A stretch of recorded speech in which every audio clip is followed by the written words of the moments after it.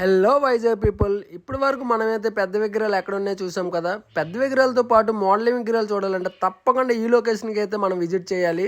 ఏంది భయ్, ఇక్కడ ఒకటి కాదు రెండు కాదు ఏరేరో మొత్తం మోడల్ విగ్రహాలు పెట్టేశారు. ఈ లొకేషన్ ఎక్కడనేది వెయిట్ చేస్తున్నారు కదా, పైన అయితే మెన్షన్ చేస్తాను. Let's go. ఇంకా ఫ్రెండ్స్, ఈ విగ్రహాన్ని అయితే చూడండి, వినాయకుడు అయితే కేక్ కట్ చేస్తున్నట్టుగా పెట్టారు.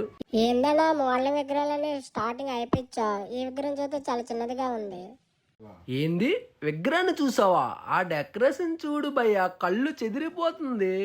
ఏంది భయ్, ఇక్కడ వినాయకుడితో రెస్టారెంట్ ఓపెన్ చేస్తారు. రెస్టారెంటే కాకుండా ఇక్కడ కపుల్స్ క్యాబిన్, ఫ్యామిలీ క్యాబిన్ అంటూ రెండు పేర్లు పెట్టారు. ఏంటి భయ్యా, ఈ రెస్టారెంట్లో ఫుడ్ తినాలంటే మీరు కూడా తప్పకుండా ఈ యొక్క లొకేషన్కి అయితే విజిట్ చేయాల్సిందే. ఈ లొకేషన్ ఎక్కడనేది పైన అయితే మెన్షన్ చేయబోతుంది. ఫ్రెండ్స్ ఈ విగ్రహాన్ని చూద్దారండి.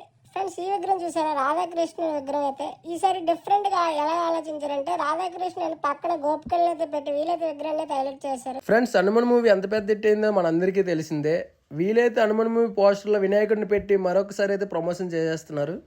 ఫ్రెండ్స్, మనం ఇంత హ్యాపీగా ఉన్నామంటే కారణం దేవుడు అనుకుంటాం కదా. నాకు తెలిసిన దేవుళ్ళు అయితే వీలే ఫ్రెండ్స్. జై జవాన్ జై కిసాన్. ఫ్రెండ్స్, మనమైతే ఈరోజు మర్చిపోలేని రోజు ఫ్రెండ్స్. ఎందుకంటే ఆఫ్టర్ 11 years తర్వాత వరల్డ్ కప్ అయితే రావడం జరిగింది మన హిట్మెన్ ద్వారా.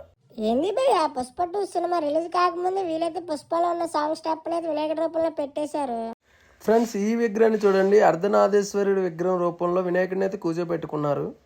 ఫ్రెండ్స్, ఈ విగ్రహాన్ని చూడండి, అయోధ్యలో రాముడి మోడల్ ఒక విగ్రహాన్ని అయితే పెట్టడం జరిగింది. ఈ విగ్రహం చూడండి, వినాయకుడు బోరింగ్ కొడుతున్నట్టుంది. ఇక్కడ చూడండి, పవన్ కళ్యాణ్ అయితే మతీగారి రూపంలో అయితే పెట్టడం జరిగింది. తెలుసు కదా మనం ఎవరి తాలూకా, డిప్యూటీ సీఎం గారి తాలూకా.